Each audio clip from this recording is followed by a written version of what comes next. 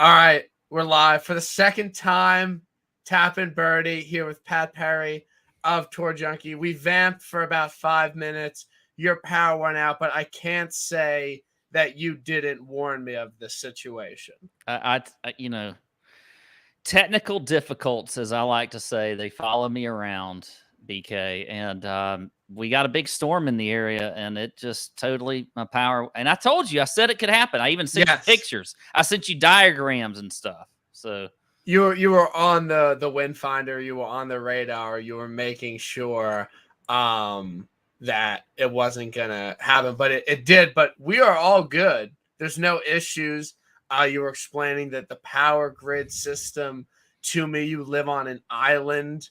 You're not in a normal, not in a normal spot. So we should be good. If we go out again, probably just gonna cancel the pod. We'll be all good. There'll be no beef at all. So we kind of vamped for a little bit. You want to do a little recap of last week? There were 2 tours going on. Yeah. The FedEx Cup playoffs ended. Did you have any FOMO on Glover? Were you on him recently and then hopped off? Where were you on Lucas Glover winning the Wyndham Championship? 100% had FOMO with him and Lee Hodges. It was kind of back-to-back for me because Lee Hodges was one going into the Open Championship. I said was sort of a, I didn't pick him as an outright, but I thought he might be a good top 20 play. He had a great Scottish Open. Yep. He's a fantastic ball striker. I mean, he's really just been playing good. And then I got off of him, not necessarily because of the Open Championship. I don't really know what it was. And then he goes out and wins easily the next week. But yeah, with Glover, we've been talking about Glover for a while. I mean, really since he went to the broomstick deal. I mean, it's always the putter with Glover. That's been the thing for him for a long time. I don't know why it took him so long to really get to the broomstick, but here we are. And the putting stats have been, it's been pretty glaring. Everybody's been able to see it.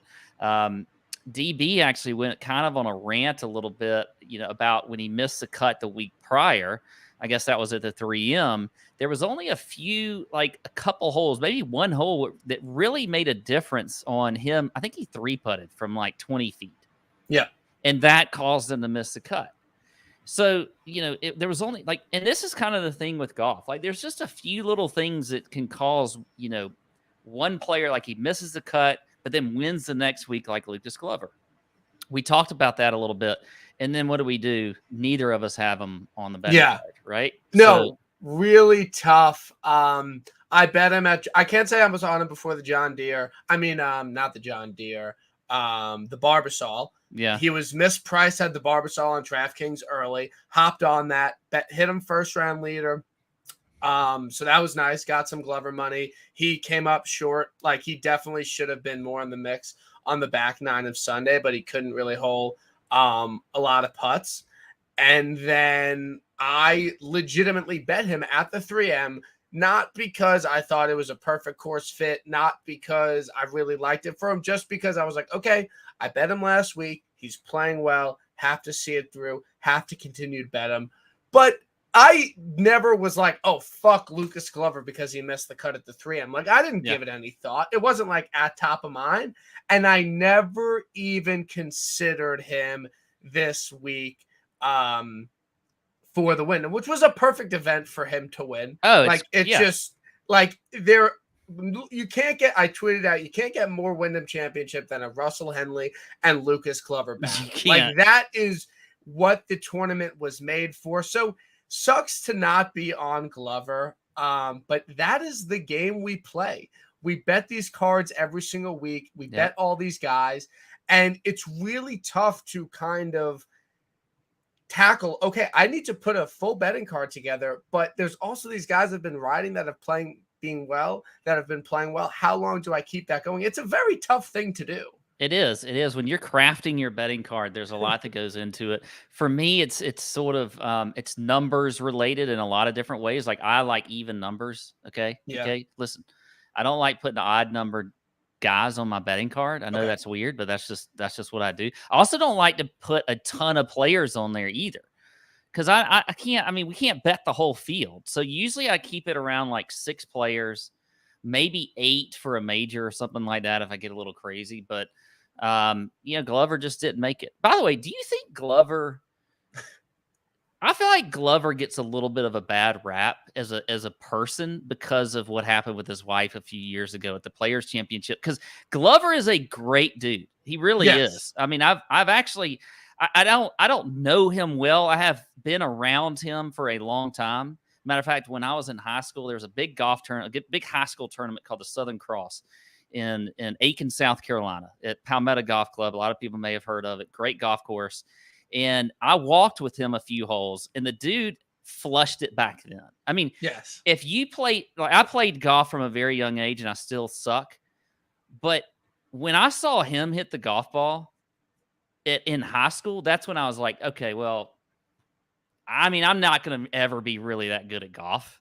Yeah. Not near as like that. He just flushed it. So I mean, just pure sounding.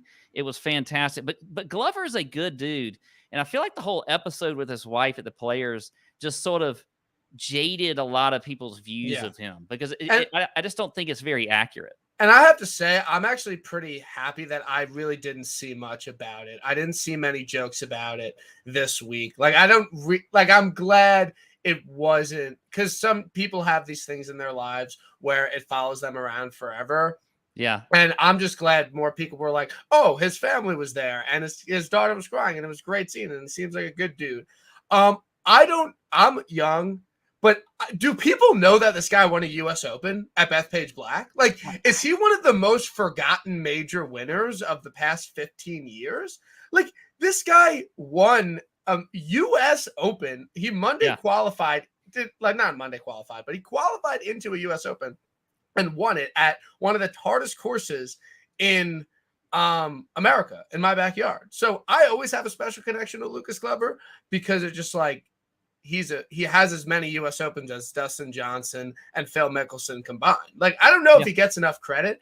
And you play golf in the South. How the fuck does he play without a glove? I can't hit one ball at the range without a glove if it's above 70 degrees. It's unbelievable. I actually don't understand how that happens. I mean, I'll wear 2 gloves on a normal August day, not at the same time, but I mean, I'll have to switch to a second glove because it's so hot and sweaty and whatever else. Like, maybe he's just played golf for so long that he's got really dry hands with like these calluses or whatever on it, and it's just like those help grip the club. Like, I don't know. I don't know what it is. But it's just because it's so hot and muggy. This is my least favorite time of year in the South, BK. It's I was telling my wife, we were on a walk tonight. It was I don't know, it had just rained and it's so humid. Like, late July and August are my least favorite time of year. It's awful. It's tough in the South, but I do think being able to golf in December, January makes up for it. It does. Someone that lives up north, like, I would trade off that. It is a good trade-off. The golf evens out, most likely. So that's good. Did you catch any live? Did you watch any of Bryson's 58? Did you bet live? Did you have any action going on the other tour last week? I did not. I'm not opposed to it. I just didn't put anything down on it. All I saw was 2 things. One was Bryson's putt on 18 to shoot 58. Yeah. Pretty exciting, I guess. And then the whole clip with Bryson and Phil that tweeted out. Yeah. Which was it was good. I mean, didn't you get some credit by Big Cat? Did you? He reposted the video. Okay. All right. So he didn't like retweet my post, but he used the video, and I guess I should announce it. I subscribe for Twitter Blue, even though I fucking hate Elon, because I was getting some impressions, and I need to capitalize on it. And I would like to gamble that money. My one promise to everybody is that every single cent that I get from the monetization from Twitter will be gambled on. There will be no other use for it. It will be strictly for betting purposes. Great. That's a great plan. Yeah. Cause good plan. I don't need like a couple $100 just for life. Like, I'll just gamble it. away. Yeah. And well, and I see too, you're getting maxed out on these sites too. They're not letting you gamble as much as you want to gamble. Look, people are saying it. I'm a show. I mean, people I mean, are talking about it. No, that's the first time I've ever been limited. And I just like my thing with Bet Rivers is it's like just don't post bad numbers. Like they have a Bryson 66 for a Valhalla. They have easily the best number in the market. I go to bet it to win, and I'm not betting. I bet to win $3,500 every single bet to win $3,500. I'm not betting crazy amounts. Yeah. I've never even like hit a big bet on Bet Rivers, and I can only get like a 75% of the wager down. It's like just change the odds and let me bet it. Yeah. But it's fine. We found some other numbers there. Where I talked, I was on Andy's podcast. We talked Ryder Cup. I know these next 2 weeks are going to be big. There is not a lot of spots on this U.S. Ryder Cup team. They have 15, 16 golfers that could easily make a lot of other U.S. teams in the past 15 years. And these next 2 weeks are going to be big. But who are your like final three? If we're saying Ricky, I don't need to run through the whole thing, but if like Ricky and Spieth, and like Colin maybe are a lock, like who are your final two as of right now? Well, and you said something important there. Ricky to me is a lock. Yes, I agree. I don't think there's any way that he's not on this team, because if you also look, I mean, he's 13th in the standings right now. I think he's going to pass Sam Burns anyway during the playoffs, but it is what it is. But then if you start to look ahead of him at some of these players, I feel like he's playing better than Max Homa right now. He's playing better than Cam Young, playing better than Spieth. So a lot of those guys that are ahead of him anyway, I feel like he's playing better than. So it really just puts him in, and he's sort of a lock there. I think the interesting thing will be Morikawa and Sam Burns. Yeah. To me, Morikawa is gonna be in over Sam Burns. I don't know. Like, I like Sam Burns. I don't know what he really brings to the table on the Ryder Cup team. I mean, especially over in Europe, and you know that they're going to set this golf course up in Rome to be, tight fairways. They're going to try to get the greens just like where. I mean, it's going to be. I was in France for that Ryder Cup, and when you walked out onto that golf course, the fairway felt like it was 15 yards wide. And it may have actually been. I mean, it was ridiculous. And you could immediately tell how they were setting this up to favor the Europeans and just how they play golf. So you want a guy like Morikawa on your team, hits a lot of fairways, hits a lot of greens, great ball striker. We know he can struggle with the putter and probably scrambling a little bit. But I would much rather have him than Sam Burns, who I don't know. I mean, Burns putts well on Bermuda. We have the whole Bermuda Burns thing and whatever else, but I don't know if any other part of his game really is that much better than Morikawa's, especially off the tee. And that could get Burns in trouble. So I just don't feel like, you're going to see Burns on the team. And I think, is that it? Or is there anybody else that can get in over those? I mean, I don't think JT's in. Yeah. No, well, there's about like 10. There's about 10. If Colin's on the team, then there are 10 spots, and you need to pick two of Finau, Burns, Keegan, JT, Bryson, and Cam Young. So who would be your two of those? I think Keegan goes in. I think he's going to get shafted. Is Finau on your team? Finau's not on my team. Finau is not on your Ryder Cup team. Finau's not on my team. As a matter of fact, I would go Cam Young over Finau. Yeah, so I think Cam Young, again, they need to do things these next 2 weeks.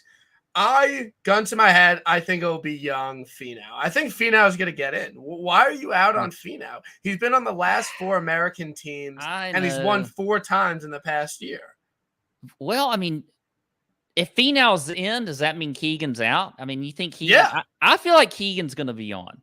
I disagree. I don't think How can you disagree? I love Keegan. I know. That's what I'm saying. No, Keegan's my guy, but there's no future with Keegan. This is it. Finau will probably be on future teams. Young will definitely be on future teams. And I think Burns might be as well. And I don't think the case for Keegan is as. I think Finau has a better case than Keegan to be on this team. I mean, maybe Keegan did just win recently. See, I this is know. where your age is a problem, BK. Okay. I'm older. I'm probably closer to Keegan's age. Yeah. You're thinking of the future. All right. I'm Yeah. more in the present. You're like, all right, Yeah. he's like Keegan it's kind of now or never for him. And he has so much fire. Like it just like when he plays. And I think that means a lot. And I also think that when they set up, like when we were just getting our asses kicked in the Ryder Cup, you take out, Whistling Straits and whatever, which was great. Hazeltine, I was there. Hazeltine was fantastic. But they have not won over in Europe in what feels like 1993. Yeah, 1993. So I was not alive. You didn't need to say that, okay? I was 14 years old, all right? 14 years old. So, but here's the thing. I lost my train of thought because you threw me off with the whole. You weren't even. They have not won. The U.S. has not won in many years. Keegan. They set up like creating the team. They used to be so rigid with how they did the team. What the Europeans did to change things, because it used to be that the U.S. dominated, was to make it more where they could get guys that were in better recent form. That's what they did. So then the U.S. kind of they've gone with different systems, and they said, okay, we're going to try to create with 6 automatics and then 6 picks and whatever else. We want the best with the most recent form going into the Ryder Cup. And so that's what they've done. So then I guess you could argue like who has the better recent form, Finau or Keegan? I mean, I think it's kind of equal, right? Like Finau did have a pretty good tournament at the 3M, but Keegan's got to win. So then I think you take a little bit more like an older guy that's got a little more experience. I don't think Finau's old. He's not that like 34. old. He's not that. That's not old, BK. No, I'm not saying that's old, but that's old for a PGA Tour golfer. Like how I would say Keegan is at most 4 years older than Keegan. Like I think they're like, Finau's 33. And Keegan's got to be like 40, 39, 40. No. I just looked up Keegan age and it showed me like Keegan Peel 52. I was like, Keegan's 37. He's 4 years older. Okay, well. Keegan needs to step up. Keegan, he needs to step up these next 3 weeks. He'll be in the next 3 weeks. He needs a top 5. I truly think whoever performs better out of Cam Young, Keegan, and Finau these next 3 weeks will make the team, and I do think it will just kind of be tough. Do you have where do your alliances lay for the Ryder Cup? Are you eyeing the plus money on Europe, or you're like a red-blooded American? You're not gonna like wager on the European pussies, or is it too early to tell? I think it's a little too early to tell. Okay. I mean, I think the smart money, if we're being honest, is on the Europeans at the plus money. I mean, right? It's just. I mean, it's very close to a coin flip. And again, America hasn't won since 1993, so why not just take the plus money? I just don't think that the European team is really talented after their 6th player. Like I think after their 5th player, really, I just don't think that there's a lot there. So that's where my kind of hesitation is. They have a really good top 5, but I mean, we're talking the 12th man for Europe could be Stefan Jaeger. The 12th man for the U.S. could be Keegan, Cam Young, or Finau. So I think there's a big gap. There is on paper, opinion. But I feel like we always hear that with the Ryder Cup, on paper. But the difference is that fucking like Boo Weekley was on a U.S. Ryder Cup team. Like and Ryan Vaughn Taylor. Ryan Moore. These were the guys filling out U.S. Ryder Cup teams. You know better than me. This is easily the deepest team they've ever had. I don't think it's particularly close, right? I would agree. I mean, Shane Lowry's probably like a stud of this team, and he didn't even make the FedEx. His ass. Yeah. But it feels like whenever you get to the Ryder Cup that these guys just all, especially when they're over in Europe, find this different level. It's like Ian Poulter. Yeah. He's made a career off of the Ryder Cup. It's true. What has he won besides like maybe Hilton Head or something? He won Houston against Bo Hostler in 2018. But yeah, he hasn't won fucking much. Hostler. Yeah. Are you his guy? Do you like No, him? I mean I do stupid things and I bet on Hostler sometimes. And I did that last week. Okay. I think. Did I bet on? I don't know. Yeah, he missed the cut by a lot. Yeah, I mean he shot like 7. Yeah, because he like shot at 29 at 3M and then missed and then he shot like 8 over the next week. Golf is hard, man. It is. Golf is hard. You know how it is. So what is the origin of the Pat Nobody Cares betting card? Like, why is it named that? You know, it's funny because DB started putting out his Big Balls betting card. Okay. And I think just on a whim one night on Twitter, I was like, I was probably drinking. I was like, I don't have a betting card. Why don't I have a betting card? I'm just as much a part of TJ, so I just put out a betting card. I was like, here's Pat's picks. Not that anyone cares. Okay. And then we have some talented folks in the Nut Hut, our Discord channel that they come up with graphics and whatever else, and they took it and kind of ran with it and just said this is Pat's not that anyone cares betting card. But now that we've been tracking it, like this year, it's up over 50 units. Wow. So what were your big winners this year? Well, I hit Chris Kirk. I hit Taylor Moore. Okay. I had 2 in a row, Ricky Fowler, and then whoever won right after Ricky. I can't remember who won the week after Ricky. I'm blanking. There was a couple. I think I've got 6 winners this season. Okay, that's great. That's a good year. 6 winners is a very, very good year. So more people should care about it. I care. They should care. Like it. They should care about the card. Yeah, and I know that like DB's out tweeting if he should hedge Billy Horschel on Saturday night. I'm like, okay, dude, let's chill for a second. You can't hedge. You can't, in my opinion, you can't truly hedge a golf bet until Sunday mid-tournament, like deep into it. There was no point, in my opinion, in laying out money on a Friday, Saturday night, projecting what you think might possibly happen. You hedge when you have a clear 2-man race, and you could throw some money the other way. Where do you, because I know it's a controversial topic, where do you lie on hedging? When you had Chris Kirk at Honda, back-to-back Honda winners. I know you had Sepp. Oh, yeah. That was another one I hit. I hit Sepp at the John Deere this year. Oh. Yeah. I hit Sepp at the John Deere. Okay. I'm like the Sepp whisperer. Yeah. You are the Sepp whisperer. I hit him at Honda. Yeah. Because I remember no one was on him, but you were. I was like, wow, great hit. I don't like to hedge, to be honest. Okay. In general, I would rather let it ride. Here are some so now it's not golf related, but where I would hedge is like, all right, for instance, we had a friend of mine, huge NCAA basketball pool. Going into, the championship game, he's got a lead in the pool. If his team, who he had as the winner, wins, he wins like, let's just say $5,000. We were all telling him, we were like, bet the other side. Yeah. And hedge. So, if you lose, it's a $20 entry on the pool. Yes. Okay. Okay. Bet the other side and at least guarantee yourself half. All right. And he didn't do it. His team lost nothing. Yeah. Same thing happened to me. I think it was about 2 years ago. I had it. I think this was, I can't remember who, Baylor. I think it was Baylor. Gonzaga. I had Gonzaga.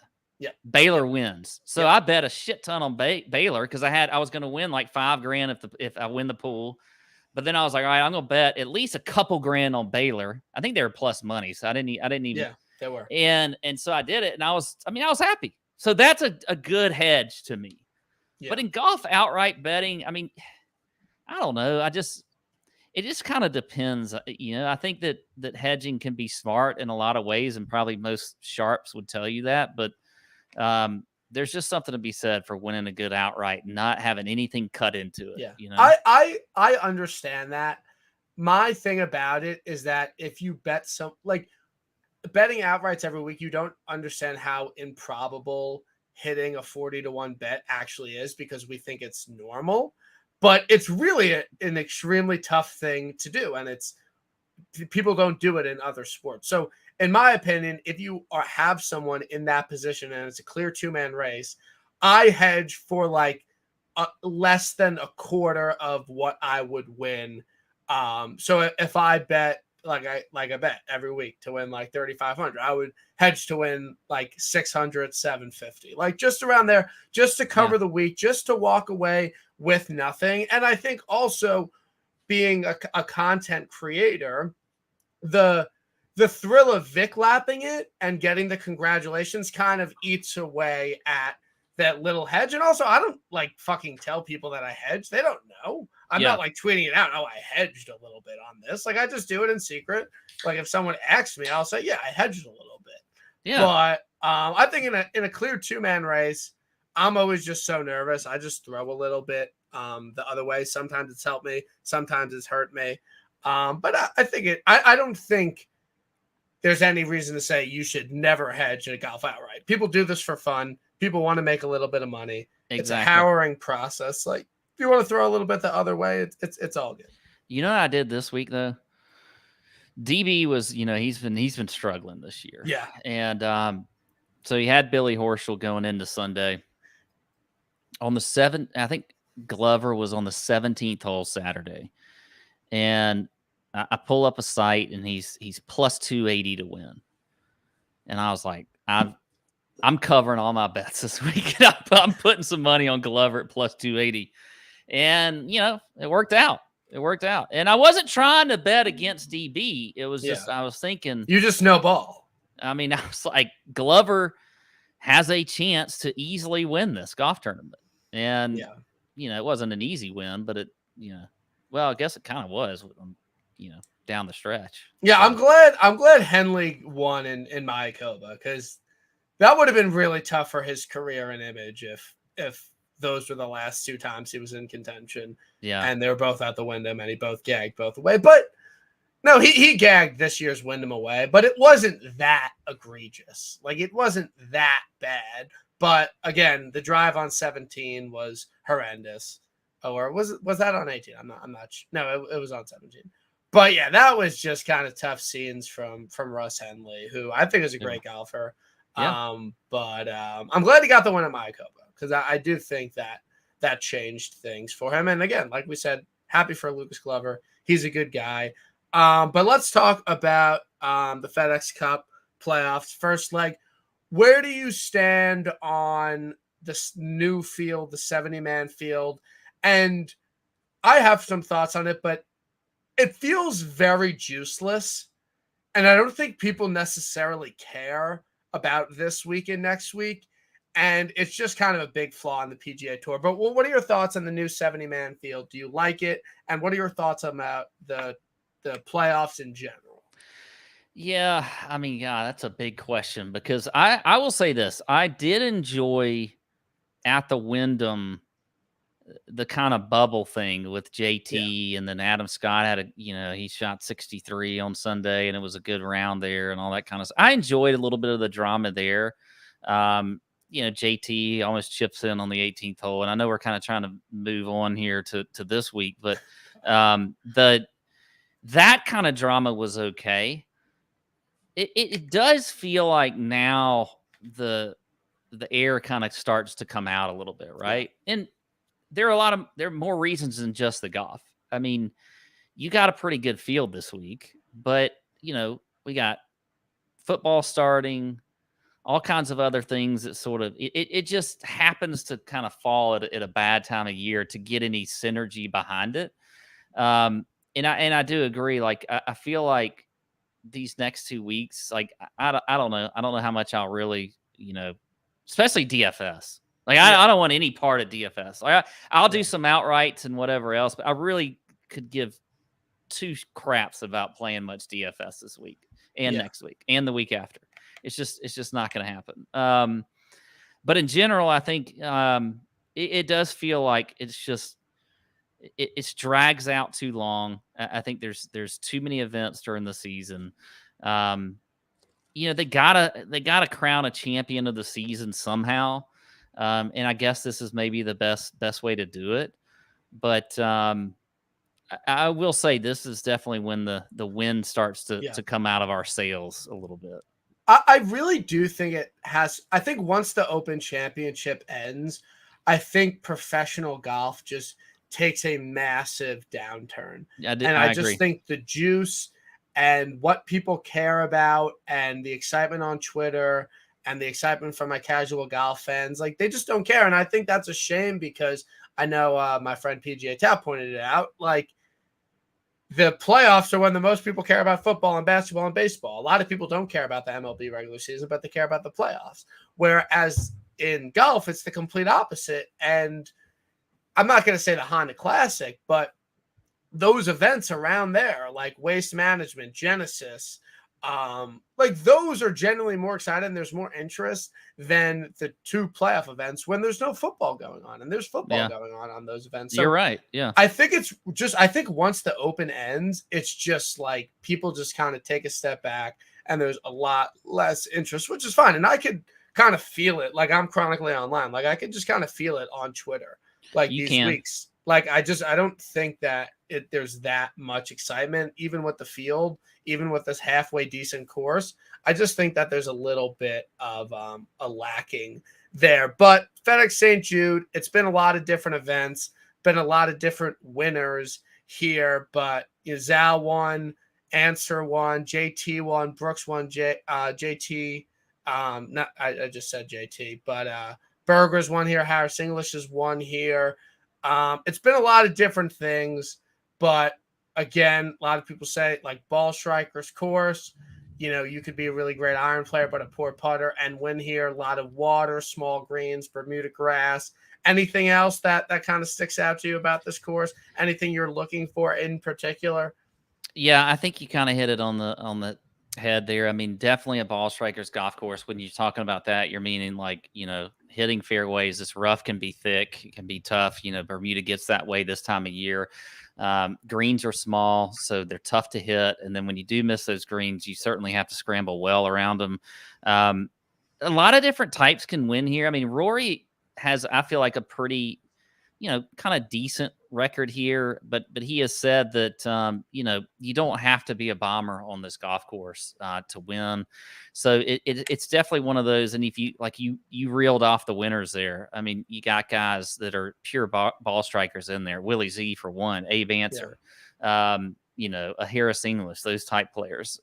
So it's but it's a good course. It's a good test. A lot of water. I think if they get a little bit of wind, it can be even tougher. But it does typically play as one of the toughest golf courses on tour. When you think about like the overall over the the history of this tournament, which has been on this golf course for a good while now. It's been at different times, which I don't think a whole lot of people. I think I can't remember. Didn't it used to be like right before the U.S. Open? You may not remember that, as young as you are. I think it was earlier, but it was like I think this is as late as it is. Yeah, I mean it once it became kind of a playoff event, it's a little bit different. But a guy like Berger won, I think 2 years in a row. So but I think TPC Southwind is a good start to the playoffs. Yeah. I really do. Yeah, I agree. I think they should rotate the course. Like, I think that's why the BMW is more intriguing to me, because they rotate the course. But it's fine. Big three, top three: Rory, Rahm, Scheffler. You can get Rory and Rahm at 9-1. Scotty's at 6.5 to 1. I know you're not betting any of these guys, or at least I don't think you are. Which of those three scare you the most? Who are you most worried about out of those three, if you had to pick? I mean, it's got to be Scheffler. I know it's the favorite, but I mean, what the hell's going on with the putting? DB and I talked about this today. He's testing out new putters. Do you I know that? We talked about this. He's testing out new putters, but is he testing out the broomstick? Why is Lucas Glover not? Why is he not walking? Lucas Glover is like 40 years old. Scheffler, #1 player in the world. He can't do the broomstick. You don't know. You don't know. He may be. I mean, why do you have to be a certain age to do the broomstick? Adam Scott did it. Adam Scott was #1 in the world and won the Masters with a broomstick. So. Yeah. I feel like there's an age thing. This is the thing about you young people. Okay. You're all ageist. And you all want to talk about you got to be a certain age to do things like the broomstick. Like, why do you have to be like if you showed up with your friends and you're playing golf, BK, this weekend, and you show up and you decide you want a broomstick putter. You're just gonna knock them all in all over the place with your broomstick. Are they gonna make fun of you? Yeah, I would say yes. I would say if I showed up to a golf course with a broomstick punter, people would make fun of me. Like Why? that's not what I'm trying to rep out. I'm just not. Like I don't think that. But what is it? What does it tell people? Like you're old? Because who is the poster child for the long putter? It's Bernhard Langer. Bernhard who Langer plays yeah. on the senior tour. Or and Kuchar. Lucas Glover. Kuchar, maybe. Yeah, like it's not a thing. But I do think that if Scotty gets a mallet in his hand, I do think that will change things. Yeah. But I do think Scheffler is too stubborn to do it. Like I would bet money he does not change his putter. I think he's very insecure about his putting woes. And I do think that he's just going to roll out the same putter. And it would be pretty awesome to see if he changed and started drilling everything. But I don't see that happening. But I like Rahm. Yeah. You think if Scheffler brought out the broomstick, I think people are scared on the golf course. I think there's like thunder going on. I have thunder. I think the broomstick takes a little bit of time to get adjusted to. I don't think you could just wake up out of bed and start broomsticking. True. Well, actually, I can kind of agree with that. So I don't think you can do that. Any interest in Cantlay or Xander? I'm out on both of them. I'm not betting either of them.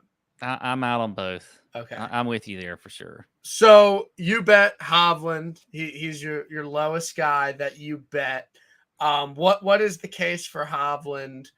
Why do you like him? You thought 20-1 was a good number, but you're in on Hovland this week. In on Hovland. I mean, obviously, you want to talk about from a stat standpoint, fantastic ball striker. I mean, we know this. You don't need me to tell you that. I mean, the guy's amazing with a, off the tee with his irons. Maybe not, quite as much off the tee, but still pretty damn good.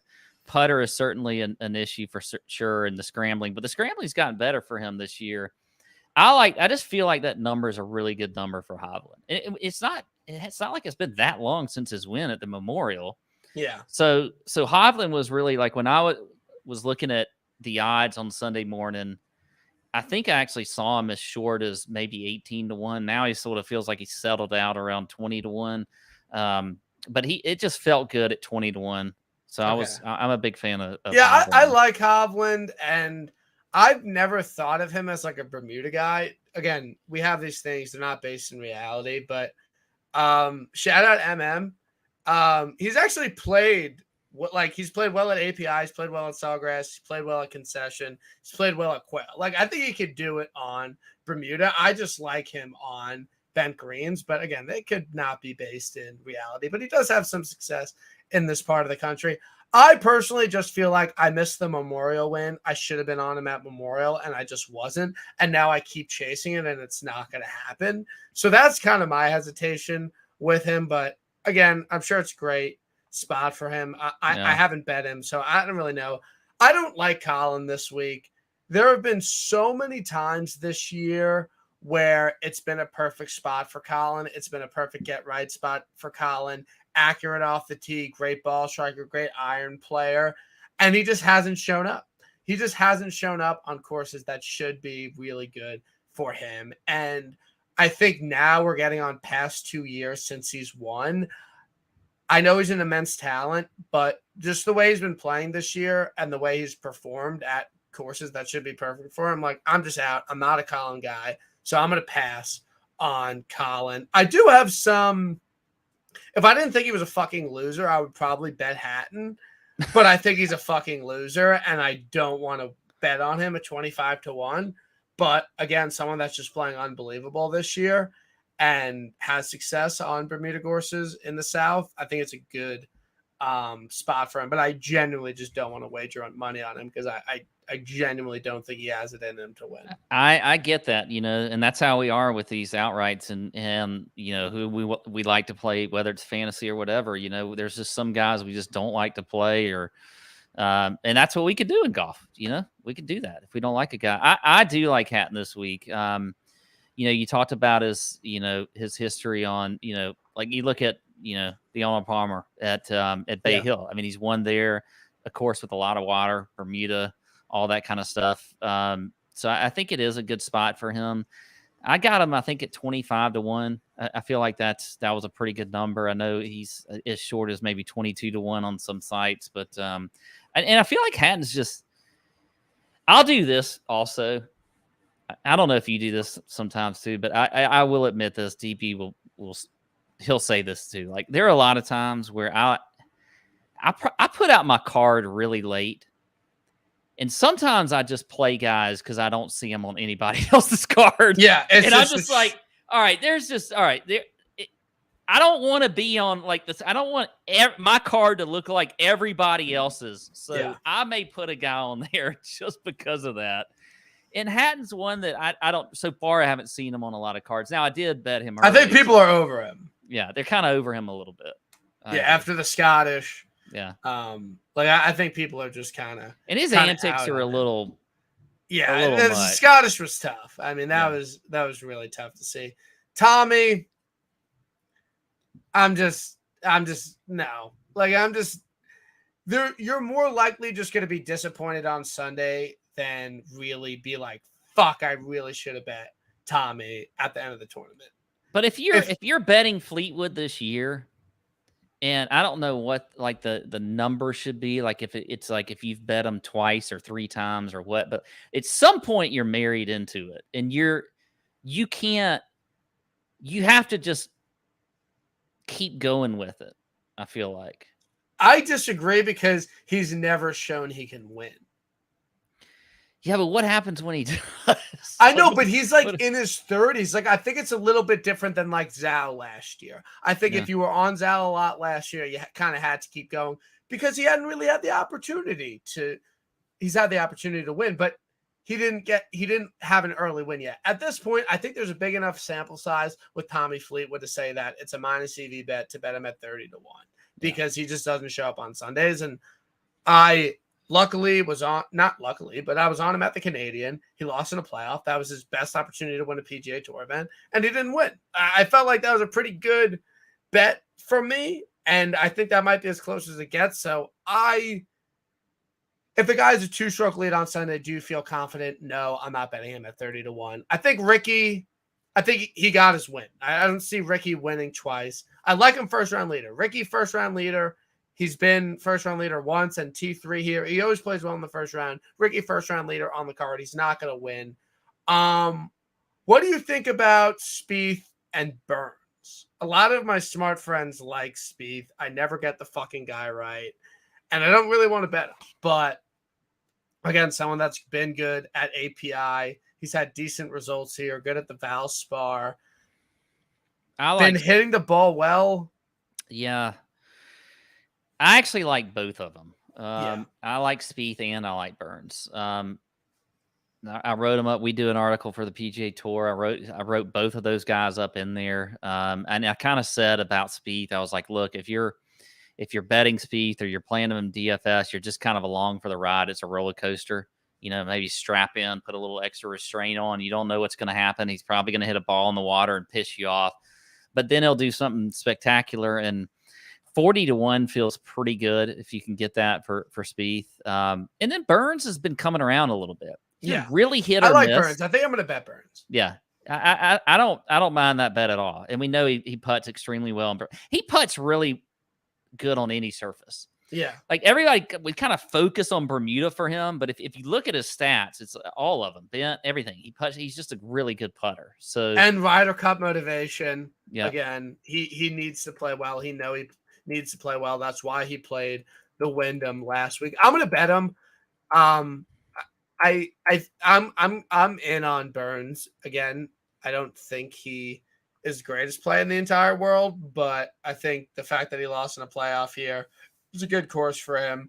Maybe need a little bit of time. And I do think the Ryder Cup motivation is enough. Windy C out. No, he's not going to win again. I don't think he's a good enough iron player to win here. Well, Would I be shocked if he won? No. I would be. I don't think he's going to win. I mean, how could he? I mean, how can you not? I mean, he can win. I mean, he's won a U.S. Open. I know, but this isn't. I know, but this isn't a. I don't think this is a good spot for him. I don't think he's going to win. Yeah. Well, I defer to you on anything Wendy C. So yeah, it's that's your call. Yeah, and 35-1, I'm out. Like I don't think he has it in him. But my pick to win, I would say this week. Again, Saturday night, scoping out who am I going to bet, having a couple beers, looking at odds, looking at stats. I was like, I thought Cam Young was going to be like the most popular play in the entire world. I thought everyone was going to bet Cam Young, and I genuinely thought he was going to be like 25, 30-1. So when I woke up and I saw he's 45-1, I was like, oh, okay, yeah, I'm in 100%. And then, like, he's really not that popular this week at all. He has not been highly tipped. I don't think he's going to be super owned in DraftKings, but I really like the way his game has turned around. I know it sounds dumb, but he switched balls. He was playing all year with a regular Pro V1, and then he switched the Pro V left dot.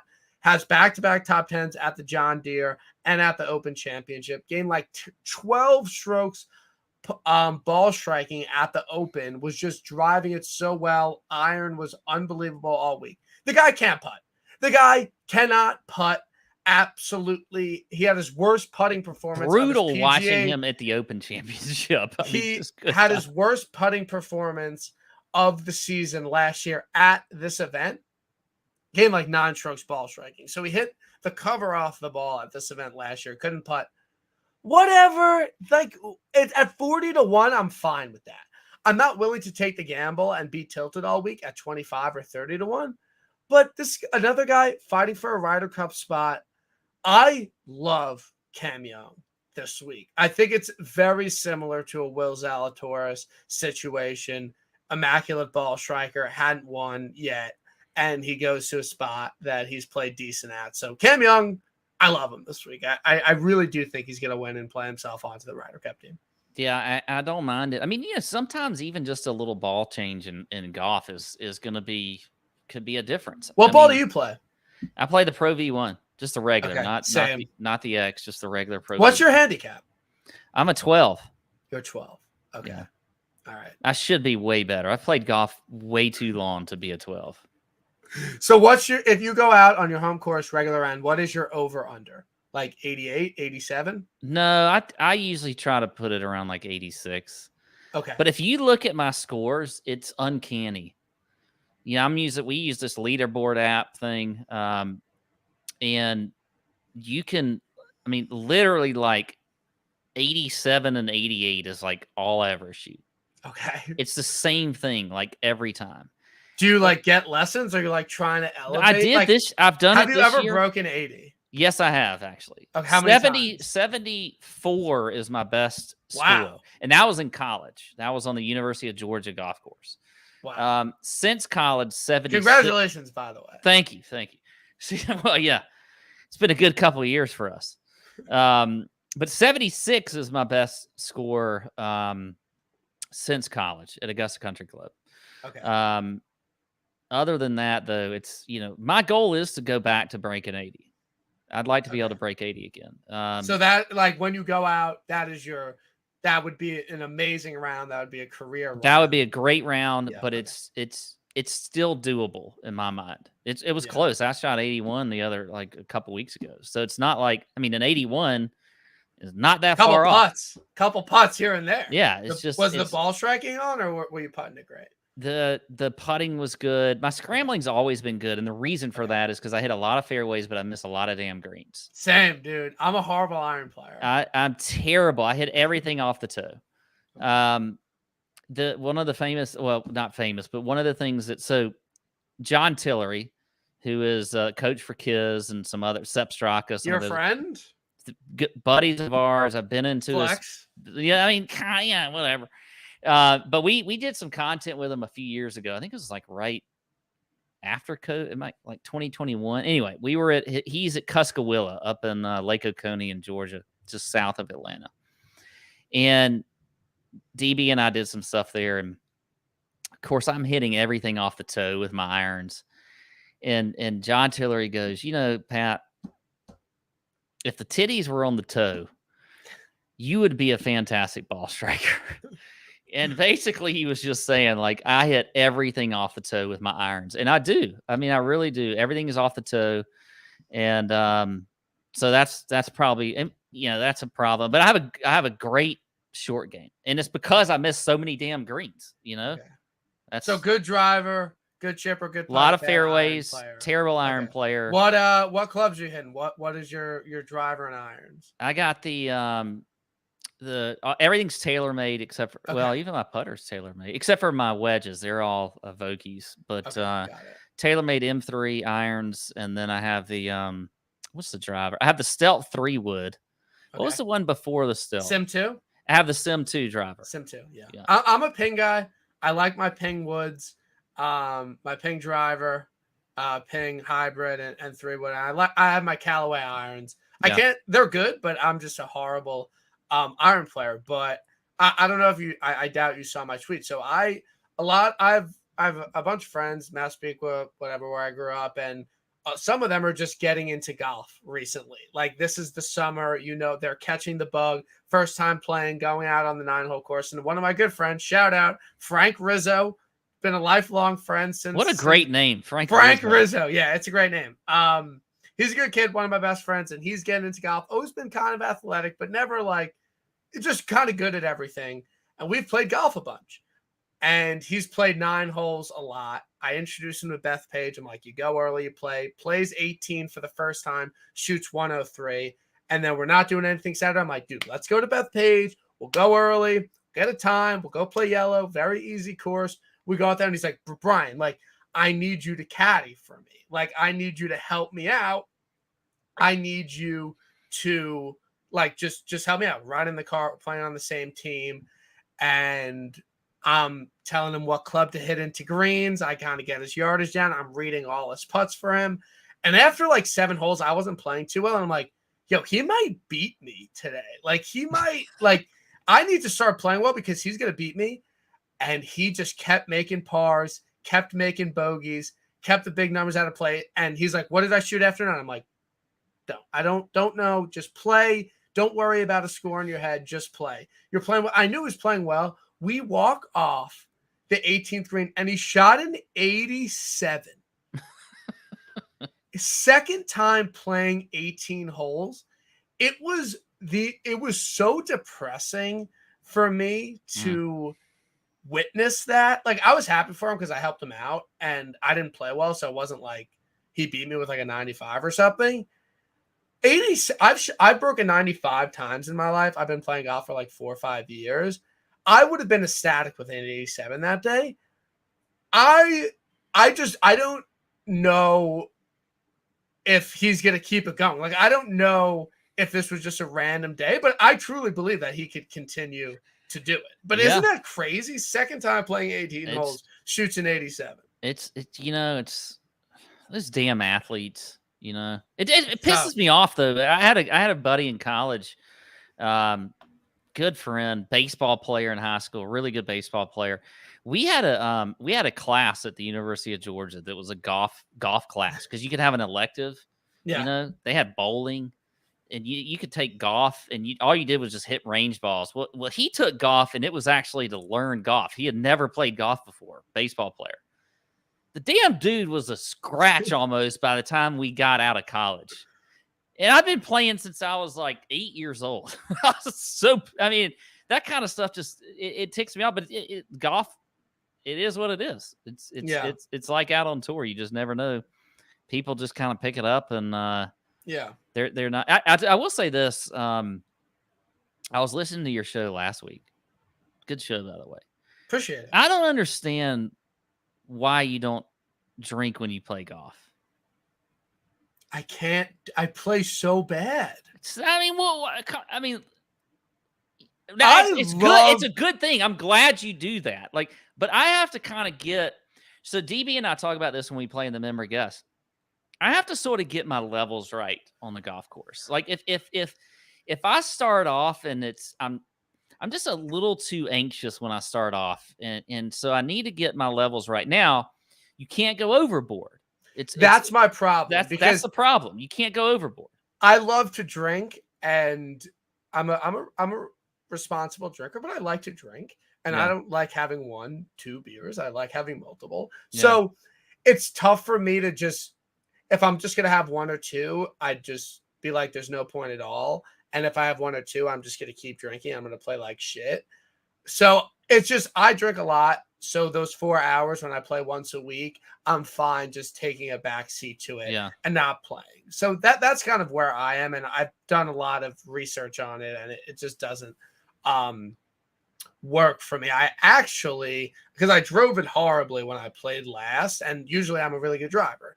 And I literally woke up early this morning to go to the range before work because I wanted to work on some things.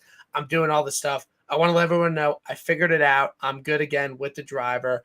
I need to get the driver, like, I want to see it with my left eye. You know what I mean? I want it to be behind the neck, because if I just bring it back like a normal swing, I'm just coming over the top and I'm slicing it. And you cannot play golf with a slice. That's something I learned. You can't play golf with a right miss. So I actually got invited to play golf with some brokers at work on Friday. So I have a big round. First time meeting them. Need to impress. Need to play well.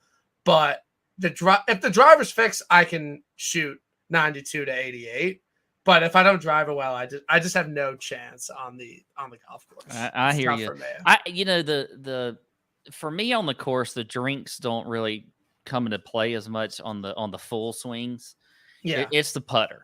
I'm a little too shaky with the putter early on. Okay. Without a couple drinks, but that's just that's me. But we got to keep the levels right. It's part of it. I mean, it's not just about hitting range balls. It's about figuring out how to keep that. So I know you like your hard liquor, you like your beer. Do you have a preferred drink on the golf course? Usually I'll start off with a transfusion. Okay. Just kind of one early on. And then I just steady it out with beer. Okay. And it's nothing high test, no IPAs, not a big fan of IPAs. I like IPAs, nice. But not IPAs on the just something, whatever, Yingling or something like that on the golf course, just steady throughout. Okay. So when is the member guest coming up? Is it soon? It's member guest season. We're gonna play in his member guest in September. So you guys are members at different country clubs? Well, he lives in Augusta and I live in Savannah. So okay, it's we just.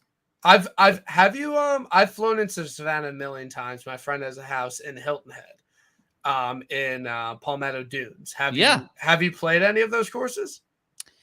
BK, like Robert Trent. I used to live in Palmetto Dunes. Get out! Where? I did. Really? Yeah, back in it was my wife and I were dating. This would have been early 2000s, around 2003 to 2005. So like Poseidon, the Mooring Buoy Drive. If you go in, I don't know if it's the same. It's been a long time, but if you go in, there's like a left gate and a right gate. Yeah, I think on the left is maybe the Robert Trent Jones, whatever the course is that goes around on the ocean. That was I kind of lived out over there. Okay. So we had the best thing. It was me and two roommates. One of them was actually assistant golf pro at Long Cove Club, which that's if you want to drop a course name that nobody ever gets to play, that's fantastic on Hilton Head is Long Cove. Is Club. It public? It's private, fully private, but it is. Okay. I've played it once, and it was because my roommate was a pro there, and he got me on for my birthday on a day they were closed. I mean, that's how it is. But we lived in this house. I mean, right near the beach. And the rent was like this is early 2000. The rent was like $350 a month. It was pretty dope. It was the best thing ever. Living on Hilton Head. I mean, I don't know. There's not much else that you can do. It was fun times. But yeah, we lived in Palmetto Dunes. So you've played Robert Trent Jones. You've played the Foz. I've played a lot. Arthur Hills. Yep. You've been to Poseidon. I don't know Poseidon. Is that a new one? It's a bar. Oh, it's a bar. It's a bar, yeah.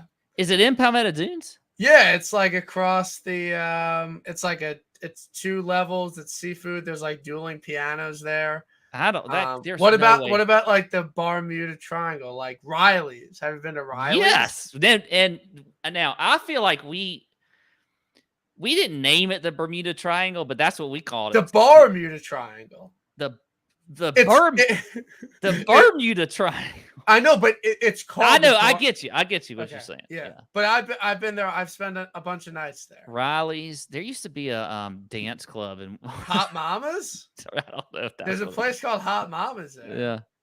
Yeah. Great area. Next time, I'm usually the Lodge. The Lodge was another bar that was in the Bermuda Triangle. So not sure if I heard of it, but next time I'm down. Next time I fly in Savannah, let's try and play a round. Let's try and play some golf. Maybe let's do it. You come to my club and we'll play. Yeah, we'll play. Give me like 5 strokes. Yeah. We'll have a good time. Good time. I'd love to do it. I bet Stefan Yeager, any long shot. Are you the Sepp Whisperer? Are you in on Sepp this week? Lost in a playoff, playing well. I do like Sepp. Are you gonna bet him?